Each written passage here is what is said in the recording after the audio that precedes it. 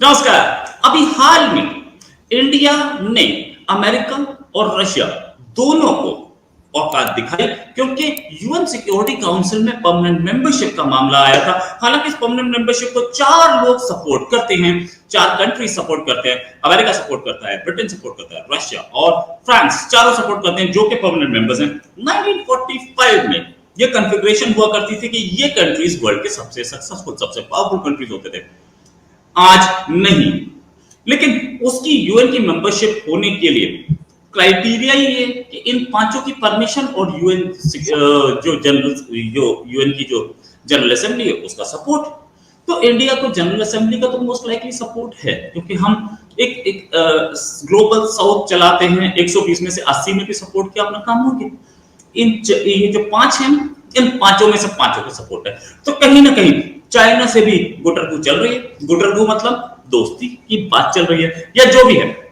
China और India दोनों Cozi up हो रहे हैं। Indian prime minister Chinese president की मीटिंग भी हुई, लेकिन ये यूएन सिक्योरिटी काउंसिल की मीटिंग या यूएन सिक्योरिटी काउंसिल की मेंबरशिप, इसके लिए कहीं हम रशिया और अमेरिका दोनों पे हमला कर रहे हैं और चाइना से दोस्ती करते दिख रहे हैं। इसी बात करने के लिए हमारे साथ डॉक्टर मुक्तादिर खान साहब, जो कि इंटरनेशनल अफेयर्स के ही प्रोफेसर हैं और एक्सपर्ट हैं। सर, बहुत बहुत स्वागत है आपका हमारे शो में। सर, पहली चीज, क्या ये यूएन सिक्योरिटी काउंसिल की सीट, जिसके लिए हमारे हमारा सबसे बड़ा दुश्मन कौन है जो इससे बार बार रुकता है?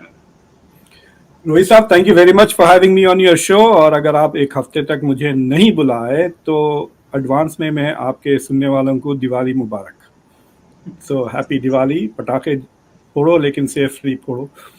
एनीवे, तो ये जो सिक्योरिटी काउंसिल रिफॉर्म का चक्कर है, आपको हैरत होगी कि इंडिया बनने से पहले से इसके पीछे है। जो 1945 में सैन फ्रांसिस्को में जो मीटिंग हुई थी, उसमें ही India was demanding reform of the UN security council. हालांकि India was not yet an independent country. 47 में इंडिया आजाद हुआ।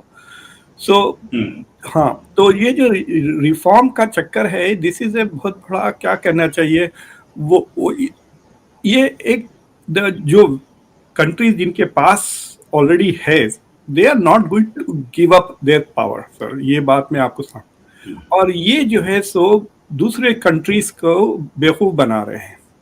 So what has happened is कि जब तक अमेरिका, फ्रांस और बर्तानिया को दे आर कन्विंस्ड कि China will veto India's application for UN security council, वो कहे जा रहे हैं ठीक है, हम आपको सपोर्ट कर रहे हैं।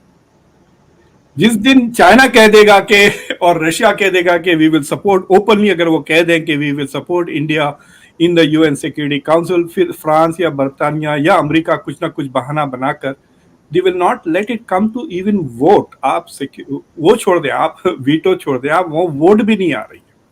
दूसरी चीज ये है कि they have come up with very clever ways of avoiding the discussion. So for example, France अब अपना वीटो इस्तेमाल ही नहीं करता है, कई सालों से इस्तेमाल करना छोड़ दिया। बर्तानिया इज ऑल्सो वेरी लिमिटेड, क्योंकि ये डरे हुए हैं कि रिफॉर्म के कई नोयत है। One form of the reform is to take away these two vetoes, क्योंकि these countries are not as powerful and as important today जितने वो पहले थे। तो वो अपना वीटो बचाने के लिए इस्तेमाल नहीं कर रहे, क्योंकि अगर वो इस्तेमाल करे और उसकी काफी क्रिटिसिज्म हो पब्लिक में, then people will go after it. तो जो सबसे बड़ा रैकेट जो चल रहा है, देयर आर 3 आर्ग्यूमेंट्स। जो सबसे पॉपुलर है कि वो G4 है, ग्रुप ऑफ 4 जिनको सिक्योरिटी काउंसिल में लाया जाए, और वो G4 are Brazil, India, Germany और जापान। जिसमें आप साफ देख सकते हैं जर्मनी, और जब ये प्रपोज किया गया था, this was much before BRICS. ये ब्रिक्स से बनने से पहले प्रपोज किया गया था। तो वेस्ट के लिए Germany, Japan and Brazil were already part of their मतलब ग्रुपिंग्स, इनके प्रॉक्सीज ही हैं टू सम एक्सटेंट, राइट। सिर्फ India is the only one that they can't always be sure of getting the vote they want, लेकिन Brazil, Germany और Japan पे तो rely कर सकता है अमेरिका के मिलिट्री अलायंसेस है जर्मनी और जापान पे, और अभी we still occupy those 2 countries. हमारे हजारों ट्रूप्स हैं उन दोनों कंट्रीज में। लेकिन अब क्या हुआ, जब more and more countries started agreeing कि ये G4 को हम लाना चाहिए यूएन सिक्योरिटी काउंसिल में, तो अमेरिका ने एक नया शोशा छोड़ा कि हम अफ्रीका से भी 2 लेकर आना चाहिए सीटें, एंड वो 2 सीटें we will let Africa select. उस पे लोग परेशान हो गए कि भाई अगर गद्दाफी की लीबिया को इलेक्ट कर लिया तो अफ्रीका क्या हम उसको दे देंगे वीटो। इस तरह की बातें शुरू हो गई ना। तो हाँ, सही बात है। तो once the proposal is tied, right, and if it comes, then people will simply reject the whole proposal by saying नहीं नहीं, ये अफ्रीका का हम दो सीट नहीं 1 सीट देंगे, या 1 सीट देंगे तो किसको देंगे। तो जो अफ्रीका का जो सीट की डिस्कशन हो रही है, दैट इज, उसमें भी कई प्रपोजल थे। 1 के 2 सीटें होनी चाहिए विच आर रेगुलरली इलेक्टेड, या 1 सीट होनी चाहिए, या साउथ अफ्रीका को देना चाहिए। साउथ अफ्रीका का अगर आप नाम ले लें तो इजिप्ट से लेके नाइजीरिया तक are not going to support that case. So they have complicated the whole thing. और ये जो कह रहे हैं ना रिफॉर्म अमेरिका सपोर्ट कर रहा है, it doesn't mean that they are supporting a veto for India. The proposal ये है कि G4 में ये G4 को लाएंगे एज परमानेंट मेंबर्स। देखिए, जो सिक्योरिटी काउंसिल में 15 मेंबर्स होते हैं, जिसमें 5 और परमानेंट वीटो पावर्स और 10 जो इलेक्ट होके आते हैं, जिसमें इंडिया कई बार इलेक्ट होके गया हुआ है। लेकिन they are non permanent and non veto voting members, जो 2 साल के लिए बनते हैं यूएन सिक्योरिटी काउंसिल का मेंबर। अब ये कह रहे हैं कि रिफॉर्म करके वो 15 से 19 कर देंगे, जिसमें ये 4 परमानेंट मेंबर्स आ जाएंगे। So there will be now 3 levels in the UN security council, जिसमें 5 permanent members with veto power, 4 permanent members without veto power, और बाकी के 10 या उसको 11 कर दे या 12 कर दे non permanent non veto powers. So ये जो इंडिया का इंक्लूजन, जर्मनी, जापान और ब्राजील की जो बात अग्रीमेंट हुई है, उस पे ये तय नहीं है कि they will get veto power itself. बाज लोग कह रहे हैं कि ठीक है, let's keep 5 veto powers, let's keep Germany and Britain as permanent members without veto power, और वो 2 वीटो पावर किसी और को दे दे। देखिए, the one reason why UN fail होता है is because of veto power. देखिए, रशिया, अब फॉर एग्जांपल रशिया ने अपनी इन्वेजन के खिलाफ इंटरनेशनल कम्युनिटी को रोक दिया ताकि वो वीटो नहीं कर सकते। बट इंग्लैंड, यूएस ने अपना वीटो तो बस किराए पे तो क्या फुकट में दे दिया इजराइल को, तो कुछ भी रेजोल्यूशन आगे जा नहीं सकता, राइट। सो इंटरनेशनल सिक्योरिटी के अब 2 करंट जो सबसे बड़े सिक्योरिटी के मसाइल है, they are not being solved by the UN because of veto power. अगर वीटो पावर नहीं होता इन 2 मुल्कों के बाद, तो जनरल असेंबली डिसाइड कर लेती कि क्या किया जाए, right. Then you will truly have a world government if every country is voting. India का ऐसा है, मुझे लगता है कि at some point India wants to attack Pakistan and by force take back जो हम पीओके कहते हैं, और उसके काफी बातें हुई। अगर इंडिया वो इस हालत में अगर इंडिया हमला करता है, सोचिए आप कि आपने हमला कर दिया, पाकिस्तान की फौज को आपने 3-4 दिन में हरा के भगा दिया, उसका मतलब खामोश तो नहीं हो जाएगा। कश्मीर को अभी तक क्वाइट नहीं कर सके तो इतना टेररिज्म शुरू हो जाएगा, उसमें India will have to do a lot of horrible thing. जैसा गाजा हो गया वैसा हो जाएगा पीओके। तो ऐसी सूरत में इंडिया के खिलाफ यूएन से कई सैंक्शंस आ सकते हैं। सो अगर इंडिया के पास वीटो है, then it can protect itself from international sanctions, international criminal court, international court of justice, इन सारी चीजों को वो वीटो कर सकते हैं। तो आई थिंक जो करंट गवर्नमेंट है, वो उनकी जो फॉरेन और इंटरनेशनल एम्बिशंस है, उसमें ये जरूरी है कि एग्रेसिव फॉरेन पॉलिसी जब तक नहीं अपना सकते, जब तक वो अपने आप को प्रोटेक्ट ना कर सके इंटरनेशनल सिस्टम से। एंड वो लोग समझते हैं, I can tell you this much, जिस दिन ये देखिए चाइना जो ब्लॉक कर रहा है इंडिया को, वो डायरेक्टली इंडिया को नहीं ब्लॉक कर रहा है, वो जापान को ब्लॉक कर रहा है। हाँ, राइट, वो जापान को ब्लॉक करता है और आता है यहाँ पे इंडिया पे। हाँ, तो वो जापान को ब्लॉक करने से वो G4 का प्रपोजल रुक जाता है। देखिए, अभी तक किसी कंट्री ने डायरेक्टली इंडिया को ना नहीं कहा। हाँ, अगर इंडिया अकेला अप्लाई करता है ना कि ठीक है जापान को छोड़े, ब्राजील को छोड़े, then it will put a pressure on the countries to, जब देखते हैं क्या होता है ना। अगर सिर्फ ये, लेकिन प्रॉब्लम ये है कि India is going with Germany, और फिर लोग भाई ग्लोबल साउथ को जर्मनी को क्यों दे भाई, ऑलरेडी वेस्ट यूरोप के पास 2 न्यूक्लियर पावर्स है, उनके पास 2 वीटो पावर्स हैं, बर्तानिया और फ्रांस। यूरोपियन यूनियन के पास फ्रांस है। तो जर्मनी को देने से क्या फायदा, और वैसे भी जर्मनी क्या कर लिया। देखिए, सेकेंडली, सिक्योरिटी काउंसिल की जो जो रिफॉर्म वो अपना इफेक्टिव इसलिए नहीं है कि there are many people who can block. अगर आप 5 से लेके अगर आप 9 ऐसे मुल्क लेकर आ जाते हैं हु कैन ब्लॉक थिंग्स, तो that will become less effective, not more effective. मुझे ये समझ में नहीं आता, अगर इंडिया के पास वीटो होता तो अभी तक जितने मसाइल रुके हुए हैं उससे क्या फायदा होता। हाइपोथेटिकली आप मुझे बता दें, लेट्स से कि जर्मनी के पास वीटो है, उससे क्या यूक्रेन का मसला हल हो जाता? उससे क्या फलस्तीन का मसला हल हो जाता? नहीं होता ना। इट इज ओनली कि अगर जर्मनी के खिलाफ कोई चीज होती तो वो ब्लॉक कर देगा, या कोई दूसरी चीज। क्या वो वीटो अमेरिका के खिलाफ इस्तेमाल करता वो यूएन में कि आप इराक पे हमला ना करें, you have no proper evidence.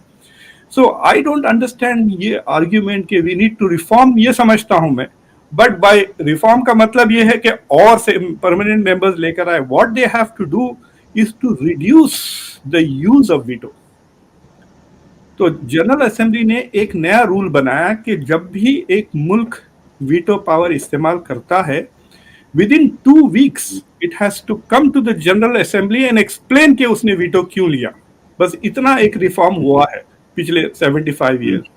तो उसमें क्या होता है, शर्मिंदा हो जाते हैं, but that's all, it's a matter of shaming. और अमेरिका तो इतना बेशरम है कि दे हैव नो प्रॉब्लम, वो भिजा देते हैं कोई लो लेवल ब्यूरोक्रेट को, वो बेचारा जाकर पढ़ के आ जाता है अपना statement, whatever the reason that is for reforms.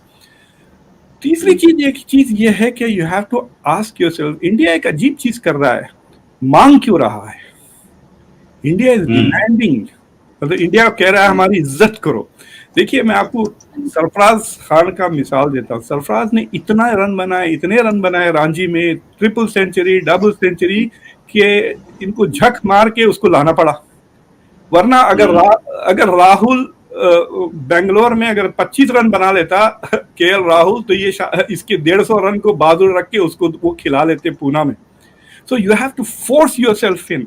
तो India has to show the world what it will do now if it was in security council. अगर इंडिया ये 2 जंगों में, मैं शुरू से कह रहा हूं, if India was more active in bringing peace. देखिए, दुनिया में सिर्फ एक मुल्क है जिसकी दोनों इजरायलीज और फलस्तीन इज्जत करते हैं, वो इंडिया है। There is no other country which enjoys the respect of Arabs as well as Jews जितना इंडिया एंजॉय करता है। अमेरिका की भी उतनी इज्जत नहीं है फलस्तीन में, सिर्फ इजराइल में है, right? So India could have played a bigger role there. और यूक्रेन का तो अब फिर काजान में जाके प्राइम मिनिस्टर मोदी ने कहा, हो I want to play a role. I want to play a role बोलने से क्या होगा? Play the role. कॉन्फ्रेंस रखें दिल्ली में, G20 में इतनी ग्रेट अपॉर्चुनिटी थी। अगर पुतिन आ जाता ना G20 के समिट में, वहां बिठा देते बाइडेन के साथ, कुछ करवा देते। You know, Modi could have taken Biden and Putin, वो गांधी की जो ग्रेव है जहां पे समाधि है वहां लेके चले जाते हैं गांधी के पास, एंड फिर चलो चलो गांधी के ये शैडो में हम पीस करते हैं। हाउ वुड ही से नो? बाइडेन नो कहते हैं उसके लिए। so he could have played a big role, but he's not playing. मतलब वो तेल बेच के लिटरली तेली बन गए to make money, taking advantage of it.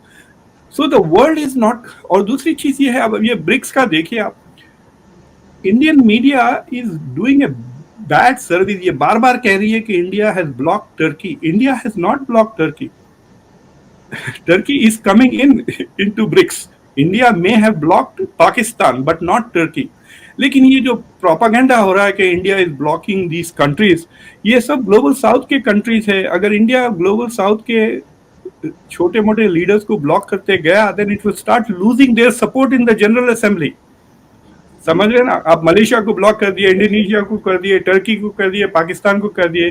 भाई OIC के 57 वोट्स हैं इन UN जनरल असेंबली, आप उसके बगैर क्या करेंगे?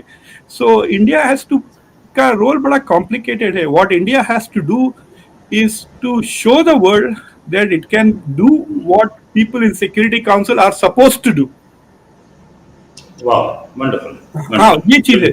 हाँ, मैं फॉर एग्जाम्पल मैंने ये बात असदुद्दीन ओवैसी को कहा था, ऐसे देखो इलेक्शन सीटें जो आप यूपी वगैरह में जाके लड़ रहे हैं, सीटें लड़के क्या कर लोगे?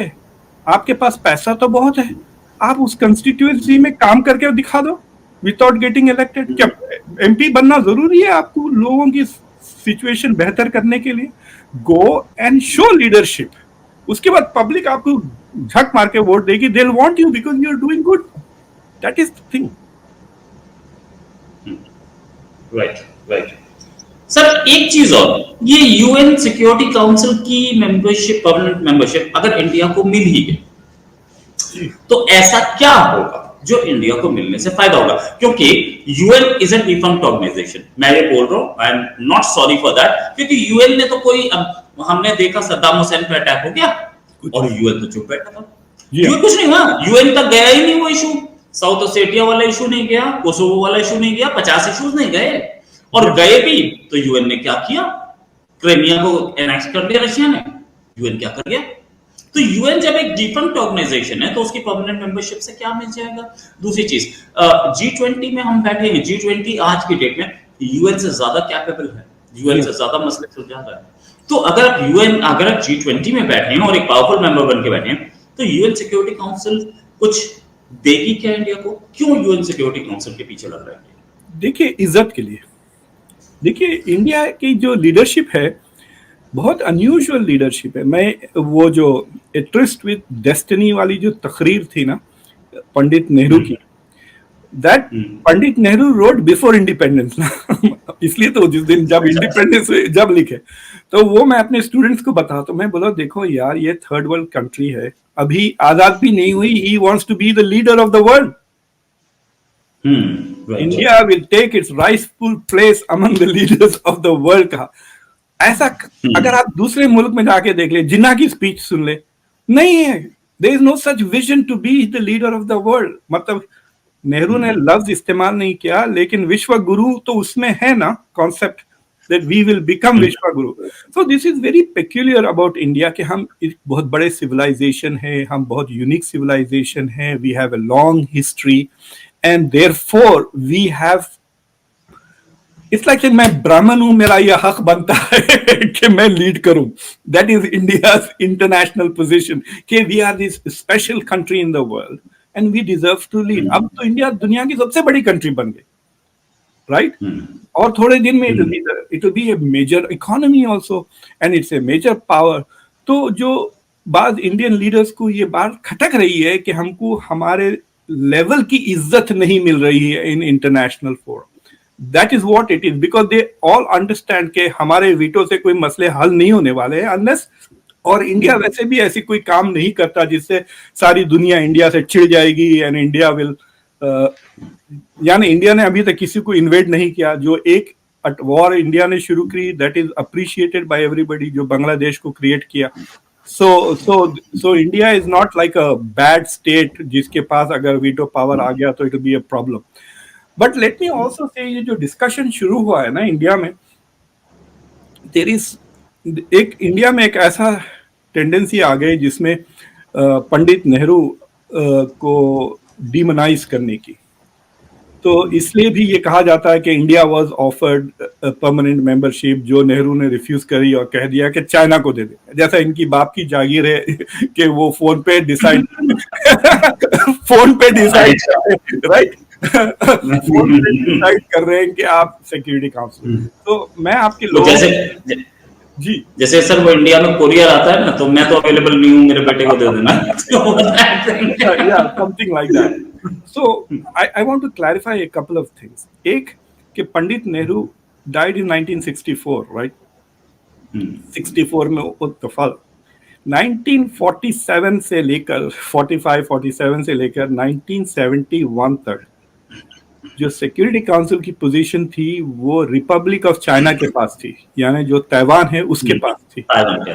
पीपल्स रिपब्लिक ऑफ चाइना 1971 में आई जब रिप्लेसमेंट हुआ, and it was the US which was blocking PRC in favour of ROC. लेकिन आरओसी इतना छोटा और इनसिग्निफिकेंट मुल्क था कि the world was getting embarrass कि ये क्यों है as a permanent member of the UN security council. But America didn't want to give it to the communist China. तो वो कह रहे थे कि और किसको दें. So the idea was floated, why not go with India? But उस पे कोई legal process नहीं हुआ. There was no vote taken, nothing.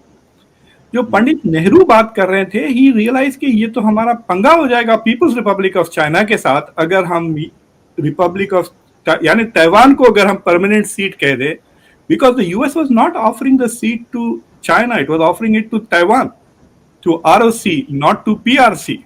वो डिस्कशन ही नहीं होता. जो भी इंडिया के कॉन्टेक्स्ट में मैंने देखे हैं थोड़े बहुत कि पंडित नेहरू ने कह दिया कि उनको दे दे.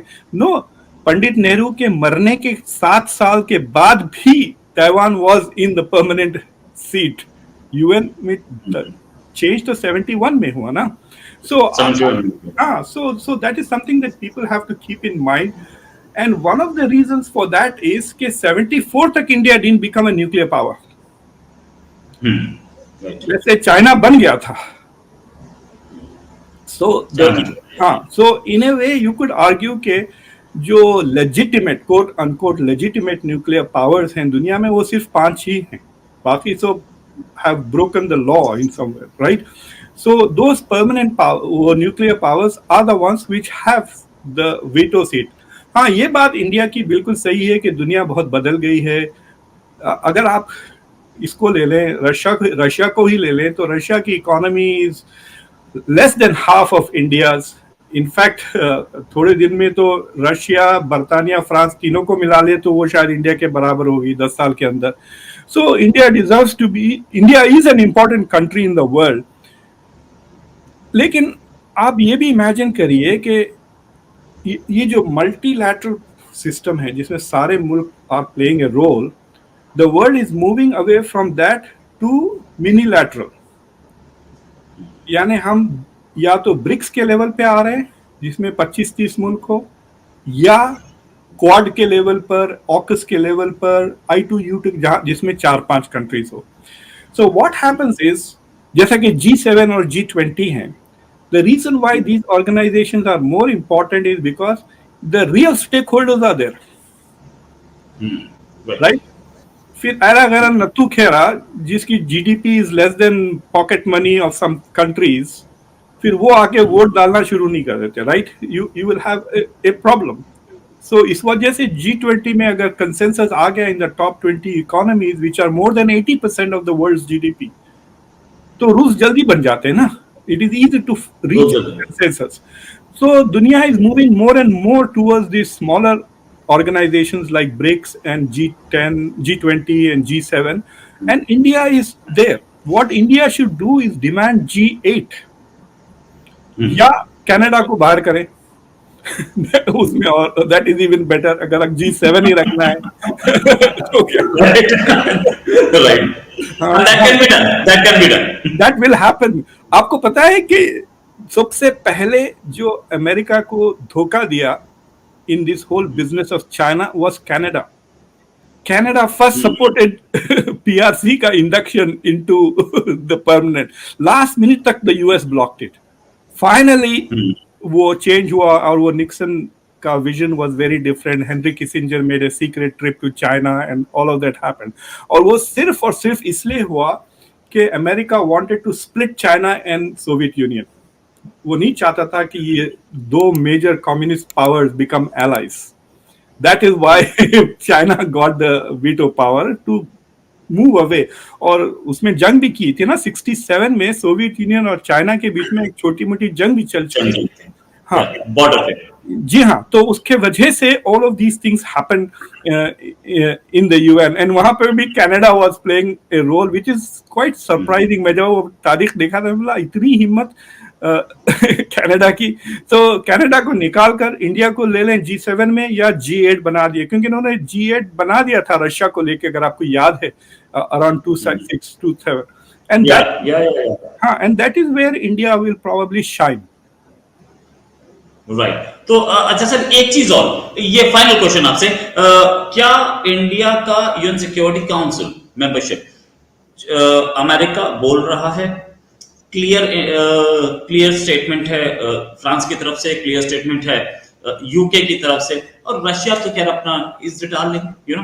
तो हम ये मान सकते हैं कि अमेरिका, यूके, फ्रांस, तीनों के तीनों कहीं झुके हैं अपने स्टैंड में। और ओपनली तो ये कहते हैं कि we will give you that, we support India, we support reform. लेकिन देखिए आप, जब ब्रिक्स की समिट हो रही थी यूएस में, यहाँ पे वर्ल्ड बैंक आईएमएफ की मीटिंग चल रही थी, और आईएमएफ यूरोप के पास है, वर्ल्ड बैंक अमेरिका के पास। They have divided this into the world, मतलब the rest of the countries have no say. देखिए अमेरिका का ऐसा है, मैं आपके ऑडियंस से खुल के बात करूंगा, मुझे इतनी इज्जत, जितनी इज्जत अमेरिका में मिली है किसी मुल्क में नहीं मिली मुझे, including India. But having said that, जितनी मुझे इज्जत, मेरे को मेरिटोक्रेसी के अपॉर्चुनिटीज यहाँ ज्यादा मिले, अगर मैं मिडिल ईस्ट में होता तो वो मुझे चपरासी के तरह ट्रीट करते।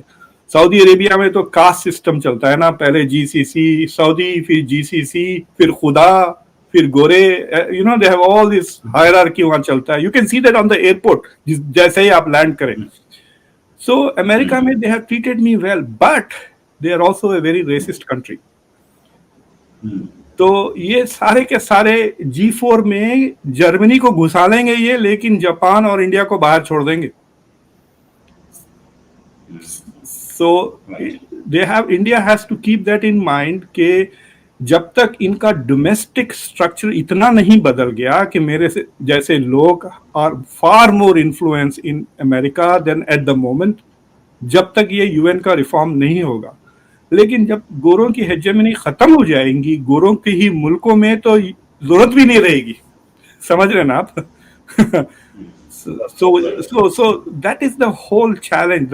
ये परेशान डेमोग्राफिक से हो रहे हैं ना, कि हमारी डोमेस्टिक डेमोग्राफिक उनके हाथ से निकल रही है। तो फिर अगर डोमेस्टिक डेमोग्राफी चली गई तो ग्लोबल हेजेमनी कहाँ से बचेगी? राइट, ग्लोबल हेजेमनी से क्या सोचिए आप। अगर मैं और फरीद ज़करिया बैठ के डिसाइड करें अमेरिका का नेशनल सिक्योरिटी एजेंडा क्या है, तो फिर आप सोचिए, you get the picture, right? right. तो यही बस गेम है, ये लोग दिखा रहे हैं, नहीं चाहते। अच्छा, चाहते होते तो चेंज तो होता ना। एक चाइना का छोड़ के मुझे कोई और ऐसा तो देखा नहीं जो अंदर घुसा हो। नहीं, ये बदमाशी भी बहुत करते हैं internationally. They don't want an effective UN sir. अगर यूएन इफेक्टिव होता तो अभी क्या तमाशा नहीं हो जाता मिडिल ईस्ट में। ये कर सकते हैं जो कर रहे हैं पिछले 1 साल से। They would not be able to do that. इन्होंने आईसीजे को डरा दिया, वो वारंट्स इशू नहीं कर रहा नेतन्याहू के लिए। Can you imagine? नेतन्याहू को छोड़े आप, the warrants have to be issued for Biden. ये रोज हथियार दे रहा है, देख रहा है कितने बच्चे मर रहे हैं, फिर भी वेपन्स दिए जा रहा है। So the next step will be to come. यहाँ पे अमेरिका में ऑलरेडी केसेस फाइल हो चुके हैं कोर्ट्स में अगेंस्ट बाइडेन ऑन जेनोसाइड। वो टेक्निकलिटी पे रोक दे रहे हैं कि आपका जुरिसडिक्शन नहीं है, आपका ये नहीं है। बट द जजेस are also doing something very smart. वो ये नहीं कह रहे कि जेनोसाइड नहीं हो रहा है, वो ये कह रहे हैं कि जेनोसाइड हो रहा है and we can see the evidence of the involvement of US government, but you are not qualified to file this. So इस चीजों पे रुक रहा है वो। But eventually they will get it right, ये कह रहा हूं मैं, समझे ना? जैसा वो जब तक वो प्रेसिडेंट है वो बता के रखे हुए हैं, उसके बाद वो doors will open. They will come up with something. Yeah, they will come up with something. बिल्कुल सही sir. Thanks a lot. Nice discussion. और इंडिया परमानेंट मेंबर बनेगा कि नहीं, हम लोग एक पॉइंट पर तो देख रहे हैं। इंडिया चाइना की जो पेस है इस समय जो दिख रही है, भले ही वो 10 दिन के लिए है, महीने के लिए है, साल के लिए, ज्यादा लंबा तो दिखता नहीं। और दोनों साथ डेविड एंड गोलियत साथ रह कैसे सकते हैं, ये भी तो मानना पड़ेगा ना। लेकिन कहीं कहीं सिक्योरिटी काउंसिल का मामला भी है उसमें एक। Thanks a lot for joining sir. जल्दी एक डिस्कशन और करेंगे, दिवाली से पहले भी कर सकते हैं अगर आप फ्री हो तो सर। अभी के लिए नमस्कार, जय हिंद सर।